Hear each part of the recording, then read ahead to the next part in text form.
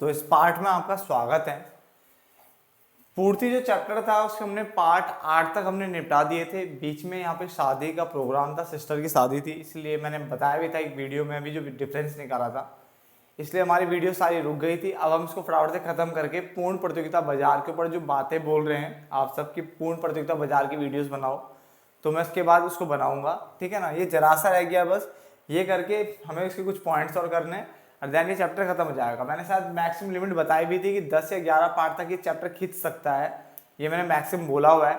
उससे पहले पहले हो जाए तो बढ़िया है, इसी पार्ट में या इससे अगले पार्ट में खत्म हो जाए तो बढ़िया है, ठीक है। बट 11 पार्ट मैंने पहले से बोला हुआ है कि 11 पार्ट तक ये चैप्टर जा सकता है, क्लियर है। तो अब स्टार्ट करते हैं इस पार्ट नंबर 9 को, जिसमें हमने देखो पार्ट नंबर 8 में पूर्ण प्रतियोगिता, ठीक है, सॉरी, पूर्णतया लोचदार और पूर्णतया बेरोजगार वाला कंडीशन हमने पढ़ लिया था। अब हम पढ़ने जा रहे हैं इकाई के बराबर पूर्ति की लोच। कौन सा? इकाई के बराबर पूर्ति की लोच, जिसको हम ES यानी elasticity of supply equal to 1 बोलते हैं, क्लियर। वहां पे थोड़ा लाइट इफेक्ट पड़ रहा होगा बट मैं बोल रहा हूं तो आप सुन लीजिए। इकाई के बराबर पूर्ति की लोच ऐसे लिख लेना है, क्लियर। तो उसने बोला इकाई के बराबर पूर्ति की लोच से अभिप्राय उस अवस्था से है, यानी ये वो सिचुएशन होती है जहां पर कीमत में प्रतिशत परिवर्तन, यानी जो कीमत में प्रतिशत परिवर्तन आने वाला है, किसमें? कीमत में प्रतिशत परिवर्तन आने वाला है, तथा पूर्ति की मात्रा में जो प्रतिशत परिवर्तन होगा वो क्या होगा? बराबर होगा, यानी एक समान होगा। तो इकाई के बराबर पूर्ति की लोच वो अवस्था होती है जहां पे जितना प्रतिशत परिवर्तन कीमत में आता है उतना ही प्रतिशत परिवर्तन किस में आ जाता है? पूर्ति की मात्रा में आता है बेटा, यानी पूर्ति में। तो पूर्ति में परिवर्तन और कीमत में परिवर्तन एक जैसा होता है, समझ में आ रहा ना। तो इसका डायग्राम बनाते हैं। देखो मैंने इस तरफ कीमत रखा है यानी P, इस तरफ मैंने मात्रा रखा है यानी Q, इसको मैं X बोल रहा हूँ 0 और ये Y। इसका डायग्राम बनाने की कोशिश करते हैं। पहले मैं सबसे पहले बीचों बीच एक सप्लाई कर्व इस तरह से खींचूंगा। यहाँ पे ये मेरा सप्लाई कर्व हो गया SS। अब मैंने अपनी मर्जी से एक P ले लिया सपोज करो, और मैंने इसको इस तरह से मिलाया, और यहाँ आप प्लीज स्केल का यूज करोगे, ठीक है। ये मैंने करा। अब मैं क्या करता हूं, मैं आपके लिए ना कीमत को बढ़ा के दिखाता हूं। चलो आप कम भी कर सकते हो, आपकी मर्जी है। P1 मान लो मैंने डॉट डॉट डॉट डॉट करके दिखाया, ठीक है, और ये यहाँ पे dot dot dot dot dot dot dot dot dot dot करके यहाँ आ गया, Q1 हो गया। जब मैंने कीमत बढ़ाई, सपोज करो मैंने कीमत 10% से बढ़ाया, तो मात्रा भी बढ़ी, वो भी कितने परसेंट से? 10% से बढ़ी। तो जितना प्रतिशत परिवर्तन कीमत में हुआ उतना ही प्रतिशत परिवर्तन किस में देखने को मिल रहा है? आपका मात्रा में देखने को मिल रहा है। तो इसको बोलते हैं इकाई के बराबर पूर्ति की लोच। इकाई के बराबर पूर्ति की लोच, जितना प्रतिशत परिवर्तन कीमत में उतना ही प्रतिशत परिवर्तन मात्रा में। क्या हम इसको कम करके भी दिखा सकते हैं? बिल्कुल दिखा सकते हैं, कम करके भी बना के दिखा देता हूं अगर आप चाहो तो, ठीक है। वैसे काफी है समझने के लिए, ठीक है ना। जिसको लगता है कि भाई कम करके भी दिखा दो एक बार, तो थोड़ा सा ज्यादा ले लेते हैं, हल्का सा ये, ठीक है। इसको P2 बोल देता हूं, इसको Q2 बोल देता हूं। अब ये मैंने कीमत कम करी, सपोज करो मैंने कीमत कम की 12% से, तो मात्रा भी कम होगी कितने परसेंट से बेटा? 12% से, ठीक है। सेम बराबर परिवर्तन आता है, तो उसको कहते हैं इकाई के बराबर पूर्ति की लोच। क्लियर हो गया? नोट डाउन करो फटाफट से, फिर आप अगला करते हैं। इसके बाद इसमें आप ये भी लिख सकते हो बेटा साइड में, ES ग्रेटर देन 1, सॉरी बराबर 1, ES equal to 1, ES equal to 1, clear, ये लिख सकते हो।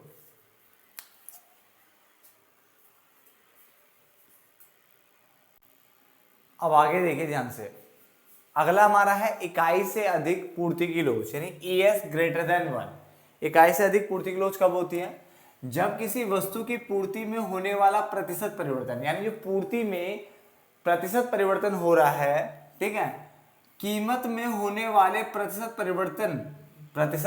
परिवर्तन की तुलना में अधिक होता है। इसका मतलब बोलना क्या चाहता है? ये कह रहा है कि जब किसी वस्तु की पूर्ति में होने वाला प्रतिशत परिवर्तन, यानी जो पूर्ति में जो प्रतिशत परिवर्तन हो रहा है वो ज्यादा हो रहा है। किससे ज्यादा हो रहा है? कीमत में होने वाले प्रतिशत परिवर्तन से, यानी पूर्ति में होने वाला प्रतिशत परिवर्तन ज्यादा है किससे? कीमत में होने वाला प्रतिशत परिवर्तन से।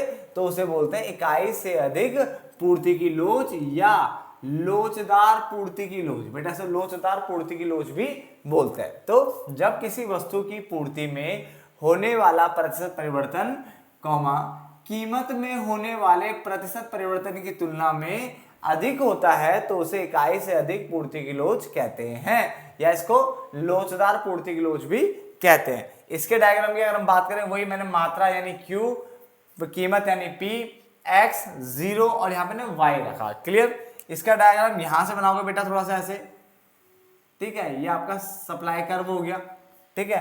अब मान के चलो आपने पहले P लिया प्राइस, तो इसने यहाँ पे इस तरह से टच करेगा ये और इस तरह से नीचे आ जाएगा स्केल की सहायता से Q। क्लियर? अब मैं क्या करना चाहता हूँ, प्राइस बढ़ा के देख लेते हैं जरा सा। मैं P1 करता हूं, ठीक है, मैंने P1 किया मान लो,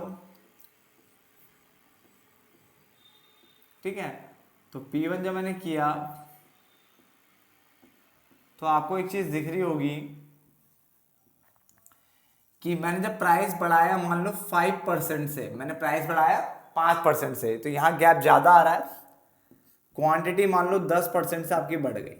तो जितना प्रतिशत परिवर्तन कीमत में आ रहा है उससे ज्यादा किसमें आ रहा है, पूर्ति में आ रहा है। क्लियर है? आप चाहे कम करके भी देख सकते हो, कोई दिक्कत नहीं, कम करके भी बनाया जा सकता है। मैं आपके सामने बना देता हूं। अगर आप इतना भी बनाते हो, मैंने बताया था, सही रहता है, ठीक है ना। मान लो यहाँ पे मैं थोड़ी देर के लिए P2 कर लेता हूं, ये मैंने कीमत कम करी, ये मेरा Q2 हो गया। कीमत मान लो सपोज करो मैंने 10% से कम की, देखो मात्रा में ज्यादा फर्क पड़ रहा है, सपोज करो 18% से ये कम हो गया, ठीक है ना। तो यही वो सिचुएशन है जहां पे ES ग्रेटर देन 1 होता है। क्या होता है? ES greater than 1। तो क्या बोला मैंने, जब किसी वस्तु की पूर्ति में होने वाला प्रतिशत परिवर्तन कीमत में होने वाले प्रतिशत परिवर्तन की तुलना में अधिक होता है, यानी कीमत में जो प्रतिशत परिवर्तन हो रहा है उससे ज्यादा किसमें आ रहा है, पूर्ति में आ रहा है, तो उसे इकाई से अधिक पूर्ति की लोच या लोचदार पूर्ति की लोच कहते हैं, ठीक है ना। इस तरह से जैसे कीमत में 5% बढ़ाया मैंने, तो मात्रा जो है 10% से बढ़ गई, कीमत 10% घटाया, मात्रा 18% से घट गई, यानी उससे ज्यादा घट रहा है। क्लियर हो गया? नोट डाउन करो फटाफट फटाफट से भी।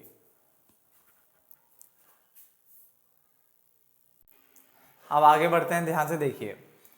इसने बोला इकाई से कम पूर्ति की लोच। इकाई से कम पूर्ति की लोच कब होती है? तो जब कीमत में होने वाला प्रतिशत परिवर्तन, यानी जो कीमत में जो प्रतिशत परिवर्तन आ रहा है, ठीक है, की तुलना में, कीमत में होने वाले प्रतिशत परिवर्तन की तुलना में पूर्ति की मात्रा में होने वाला प्रतिशत परिवर्तन क्या होता है, कम होता है। इसका मतलब इस बार जो है ना, कीमत में जो प्रतिशत परिवर्तन आ रहा है वो ज्यादा आ रहा है, और मात्रा में जो आ रहा है प्रतिशत परिवर्तन वो क्या आ रहा है, कम आ रहा है। तो उसे बोलते हैं इकाई से कम पूर्ति की लोच, ठीक है ना। इससे पहले वाले में क्या था, उसमें जो पूर्ति में प्रतिशत परिवर्तन था वो ज्यादा था और कीमत में कम था, और इस बार कीमत में ज्यादा है और पूर्ति में कम है। तो वही लिखवाया, जब कीमत में होने वाला प्रतिशत परिवर्तन की तुलना में पूर्ति की मात्रा में होने वाला जो प्रतिशत परिवर्तन है वो कम है, पूर्ति की मात्रा में होने वाला प्रतिशत परिवर्तन क्या है, कम होता है, तो उसे इकाई से कम पूर्ति की लोच कहते हैं। अब इसका डायग्राम देखो किस तरह से बनता है, ध्यान से देखना बेटा। ऐसे बनता है, सीधा नहीं बनाया मैंने, सीधा तो पूर्णतया बेरोजगार हो जाएगा। यहां से थोड़ा तिरछा ऐसे स्केल से सीधा खींच लेना, ठीक है, ऐसे करके। ये सप्लाई कर्व हो गया। यहां भी बना के देख लो, P लिया मैंने मान लो, और ये मेरा मान लो Q है। मैं दोबारा बोल रहा, स्केल का यूज प्लीज कर लेना ताकि सही से बने, ठीक है ना। बढ़ा के देख लेते हैं, P1 कर लेता हूं,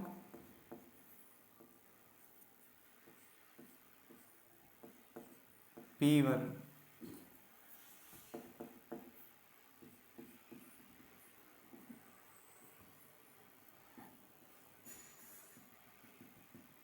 ये Q1, ये मेरा मान लो यहाँ पे मैंने इसको 12% से बढ़ाया, सपोज करो कितने से बढ़ाया, 12% से। तो बढ़ तो ये भी रहा है, मगर ये सिर्फ मान लो 5% से बढ़ रहा है, यानी कीमत में जो प्रतिशत परिवर्तन है वो ज्यादा है, मात्रा में क्या है, कम है। कम करके दिखाना चाहो तो आप कम करके भी दिखा सकते हो, ऐसे कोई दिक्कत नहीं है, ठीक है ना। P2 कर देता हूं यहाँ पे, ठीक है, ये Q2 हो जाएगा। ये मैंने कम किया, सपोज करो मैंने 10% से कम किया, और यहाँ पे ये कितने परसेंट से कम हो गया, मान लो 4% से कम हो गया। कितने से? 4% से। तो जो कीमत में जो प्रतिशत परिवर्तन है वो ज्यादा आ रहा है और मात्रा में जो प्रतिशत परिवर्तन आ रहा है वो कम आ रहा है। ध्यान से समझो, पांचों केस में एक बार रिपीट कर रहा हूं। पहला था पूर्णतया लोचदार। पूर्णतया लोचदार में आपने क्या पढ़ा, कि इस तरह से डायग्राम बनेगा, ऐसे इस तरह, ये पूर्णतया लोचदार था, यानी कीमत में ना के बराबर परिवर्तन करने पर, कीमत में ना के बराबर परिवर्तन करने पर जो आपकी जो पूर्ति है या तो बहुत ज्यादा अधिक हो जाएगी या तो बहुत ज्यादा क्या हो जाएगी, कम हो जाएगी। इसलिए यहाँ पे कीमत स्थिर दिखती थी और जो मात्रा है या तो बहुत ज्यादा बढ़ जाएगी या तो बहुत ज्यादा क्या हो जाएगी, कम हो जाएगी, यही था। फिर था पूर्णतया बेरोजगार। पूर्णतया बेरोजगार कुछ इस तरह से था, बिल्कुल सीधा, कीमत में कितना भी परिवर्तन कर लो, मात्रा में कोई परिवर्तन यहाँ पे नहीं आता। तो पहले वाला केस था ES इन्फिनिटी वाला, ठीक है। दूसरा हमारा क्या, पहला था अनंत वाला हो गया ना, पहला अनंत वाला हो गया, दूसरा 0। फिर तीसरा था इकाई के बराबर, ये जितना प्रतिशत परिवर्तन कीमत में होगा उतना ही प्रतिशत परिवर्तन किसमें आएगा, मात्रा में आएगा, ये वाला केस था ES = 1। फिर हमारा ये वाला केस आया जिसमें ऐसे बना, और ये हमारा था ES > 1, यानी कीमत में जितना प्रतिशत परिवर्तन आएगा उससे ज्यादा परिवर्तन पूर्ति में आएगा। तो पूर्ति में प्रतिशत परिवर्तन ज्यादा होता है, कीमत में यहाँ पे क्या होता है, कम होता है। और लास्ट केस आया ऐसे वाला, ठीक है ना। इस वाले में क्या था, ES < 1, यानी कीमत में जो प्रतिशत परिवर्तन होगा इस बार ज्यादा होगा और मात्रा में क्या होगा, कम होगा। ध्यान से समझो, इसमें कीमत में परिवर्तन दिखेगा ही नहीं, बस मात्रा या तो बहुत ज्यादा बढ़ जाएगी, पूर्ति ज्यादा बहुत ज्यादा बढ़ जाएगी, या तो बहुत ज्यादा क्या जाएगी, कम हो जाएगी। इस वाले में कीमत में कितना भी परिवर्तन कर लो, पूर्ति में कोई परिवर्तन नहीं आएगा, पूर्ति यानी मात्रा 0, परिवर्तन 0 रहेगा, ठीक है। इसमें अगर हम बात करें तो जितना प्रतिशत परिवर्तन आप कीमत में करोगे उतना ही प्रतिशत परिवर्तन कहाँ देखने को मिलेगा, मात्रा में दिखेगा। तो कीमत और मात्रा में सेम प्रतिशत परिवर्तन देखने को मिलता है। इस वाले में जितना प्रतिशत परिवर्तन आप कीमत में करते हो उससे ज्यादा परिवर्तन मात्रा में आएगा, और इस वाले में जितना प्रतिशत परिवर्तन आप कीमत में करते हो उससे कम आएगा मात्रा में। इसका मतलब मात्रा में कम होगा और कीमत में ज्यादा होगा। तो ये पांचों भी बना सकते हो साइड में, ताकि आपको समझ में आ जाए हो क्या रहा है। क्लियर, यहाँ तक समझ में आ गया। अब आगे बढ़ते बेटा, फटाफट से आगे बढ़ते हैं। ध्यान से देखो, पूर्ति की लोच को प्रभावित करने वाला कारक, ठीक है, पूर्ति की लोच को प्रभावित करने वाले कारक, ये मेरा टॉपिक लास्ट रहेगा। ये पार्ट नंबर 9 जो चल रहा है ना हमारा, पार्ट नंबर 10 तक मैं लेके जाने वाला हूँ। मैं इसके इसको क्लोज कर दूंगा और सीधा पूर्ण प्रतियोगिता बाजार जो आपको चैप्टर चाहिए मैं उसके नोट्स आपको मतलब वीडियो की फॉर्म में अवेलेबल करवाना स्टार्ट कर दूंगा। क्लियर हो गया।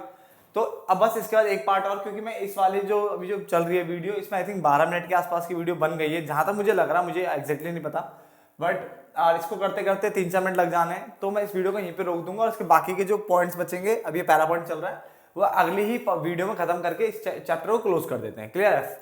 तो पहला पॉइंट है हमारा, पूर्ति की लोच को प्रभावित करने वाले कारक में वस्तु की प्रकृति, नेचर ऑफ कमोडिटी।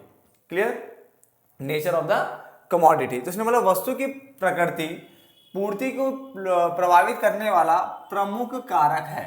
वस्तु की प्रकृति पूर्ति की लोच को प्रभावित करने वाला प्रमुख कारक है। इसके अंतर्गत शीघ्र नष्ट होने वाली वस्तुएं, जो जल्दी नष्ट हो जाती है, शीघ्र नष्ट होने वाली वस्तुओं की पूर्ति की लोच क्या होती है बच्चे, बेलोचदार होती है। यानी ऐसी वस्तुएं जो जल्दी खराब हो जाती है उनकी पूर्ति की लोच बेलोचदार होती है। बेटा देखो, पहले तो एक चीज क्लियर रखना, जब भी मैं बेलोचदार बोल रहा हूं तो मैं पूर्णतया बेलोचदार नहीं बोल रहा हूं।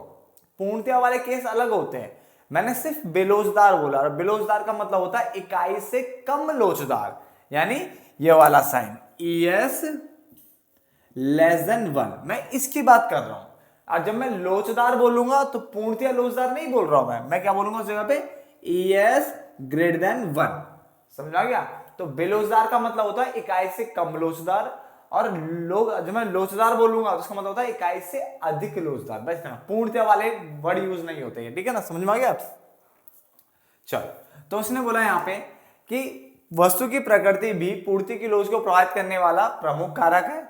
इसके अंतर्गत शीघ्र नष्ट होने वाली वस्तुओं की पूर्ति की लोच बेलोचदार होती है। इसका कारण यह है कि कीमत में परिवर्तन होने पर नाशवान वस्तुओं की पूर्ति नहीं की जा सकती। ठीक है, तो उसने बोला कीमत में परिवर्तन होने पर नाशवान वस्तुओं की पूर्ति में परिवर्तन यहां पे परिवर्तन लिख लो, नहीं किया जा सकता। मतलब ज्यादा कम ज्यादा नहीं कर पाओगे आप। ठीक है, हद से ज्यादा अगर आप चेंज लाने की कोशिश चाहते हो तो वो नहीं हो पाएगा। हल्का फुल मामूली सा तो हो ही जाता है, और बिल्कुल ज्यादा चेंज देखने को वहां पे नहीं मिलेगा। तो पहला पॉइंट समझना कि वस्तु की प्रकृति पूर्ति की लोच को प्रभावित करने वाला कारक है, प्रमुख कारक है। इसके अंतर्गत शीघ्र नष्ट होने वाली जो वस्तुएं होती है उनकी पूर्ति की लोच बेरोजगार होती है। इसका कारण यह है कि कीमत में परिवर्तन होने पर, यानी जब आप कीमत में परिवर्तन करते हो तो नाशवान वस्तुओं की पूर्ति में परिवर्तन नहीं किया जा सकता, जबकि शीघ्र नष्ट ना होने वाली, यहां पे ना होने वाली वस्तुओं की पूर्ति की लोच क्या होती है बच्चे, लोचदार होती है। ठीक है, क्योंकि उनकी पूर्ति को कम या अधिक किया जा सकता है। यहां तक समझ में आ गया। तो इसका 2 पॉइंट हमें समझ में आ गए, अगले बढ़ते आगे। इसी प्रकार जो कृषि पर आधारित वस्तुएं होती है, ठीक है, यानी जो कृषि उत्पादित वस्तुएं होती है उनकी पूर्ति की लोच क्या होती है, बेलोचदार होती है। जबकि जो औद्योगिक वस्तुएं होती है, औद्योगिक मतलब इंडस्ट्रियल गुड्स जो होते हैं, उनकी पूर्ति की लोच क्या होती है, लोचदार होती है। बेटा समझना, 1 नंबर में भी आ सकता है और ये क्वेश्चन आपको 4 से 6 नंबर में भी पूछा जाता है। ठीक है ना, इसलिए ध्यान से समझो इसको। यानी कृषि पे जो आधारित वस्तुएं होती है, कृषि उत्पादित वस्तुएं होती है, उनकी पूर्ति की लोच बेरोजगार होती है, और औद्योगिक यानी जो इंडस्ट्रियल गुड्स होते हैं उनकी पूर्ति की लोच लोचदार होती है। मैंने इस तरह से भी समझाया था कि आपको, ये तो आपने पढ़ ही लिया है, इसको अगर आप देखोगे तो आपको ये पढ़ने की जरूरत भी नहीं पड़ेगी, आपको यहीं से समझ में आ जाएगा। वस्तु की प्रकृति, शीघ्र नष्ट होने वाली अगर वस्तुएं, जिनको हम नाशवान वस्तुएं भी कहते हैं, क्या कहते हैं, नाशवान वस्तुएं, तो वहां पे पूर्ति की लोच जो है वो बेरोजगार होगी। बेटा क्या होगी, बेरोजगार। बट अगर शीघ्र नष्ट ना होने वाली वस्तुएं, तो वहां पे पूर्ति की लोच क्या होगी, लोचदार होगी। समझ में आ गया, यही 2 आगे लिखे थे। ऐसे ही वस्तु की प्रकृति, अगर कृषि पर आधारित वस्तुएं, तो जो आपकी पूर्ति की लोच होगी वो बेरोजगार होगी, क्योंकि कृषि पर आधारित वस्तुएं भी जल्दी खराब हो जाती है। क्लियर। जबकि जो कृषि पर आधारित नहीं होने वाली वस्तुएं, जिसको हम औद्योगिक वस्तुएं भी कहते हैं, इंडस्ट्रियल गुड्स, ठीक है, ऐसे गुड्स की जो पूर्ति की लोच होती है वो लोचदार होती है। क्या होती है, लोचदार होती है। तो ये पहला पॉइंट था जो मैंने खत्म कर दिया, और इसी के साथ साथ मैं इस पार्ट को भी खत्म कर रहा हूं। मैंने बोला मैं अगले जो पार्ट आ रहा है, पार्ट नंबर 10, उसमें मैं इसको खत्म कर रहा हूं। क्लियर है। दिमाग में ये मत आने देना कि पार्ट ज्यादा, मैं बार बार बोल रहा हूं, इसमें पूर्ति की लोच भी तो मिला हुआ है, न्यूमेरिकल भी तो मिले हुए, तो यार तो बढ़ना ही था पार्ट में। और मैंने 2-2 घंटे, 1-1 घंटे की वीडियो तो बनाई नहीं। अगर मैं 2-2 घंटे की वीडियो बनाता तो ये 2 पार्ट में ही खत्म हो जाता चैप्टर, या 1 पार्ट में खत्म हो जाता। हमने क्या करा, 12-12, 10-10 मिनट, 13 मिनट, 20 मिनट ऐसी वीडियोस बनाई है, छोटी छोटी वीडियोस बनाई है। ठीक है ना, ताकि आपको क्या ज्यादा बर्डन ना हो और ज्यादा दिक्कत ना हो, कि ज्यादा लिखवाने पे क्या है, बच्चा ना बोर हो जाता है। मैंने बताया था, तो थोड़ा थोड़ा लिख के हम करते हैं, तो हम पार्ट नंबर 10 में इस चैप्टर को फिनिश कर देंगे। क्लियर हो गया अपनी तरफ से। तो फटाफट से इसको उतारो, और उसके बावजूद अगर आपको लगता है कि कोई चीज छूट गई है, तो मुझे आप क्या नाम है, इंस्टा पे मैसेज कर सकते हो, जो मैं यहाँ पे आईडी आपको दिखी रही होगी। ठीक है ना, या फिर अगर आप इंस्टा पे नहीं कर सकते, आप यहीं पे कमेंट बता दो कि ये वाला पॉइंट भी करा देना, तो मैं अलग से एक एक्स्ट्रा वीडियो में करा दूंगा उसे। ठीक है ना, चलो धन्यवाद दोस्तों।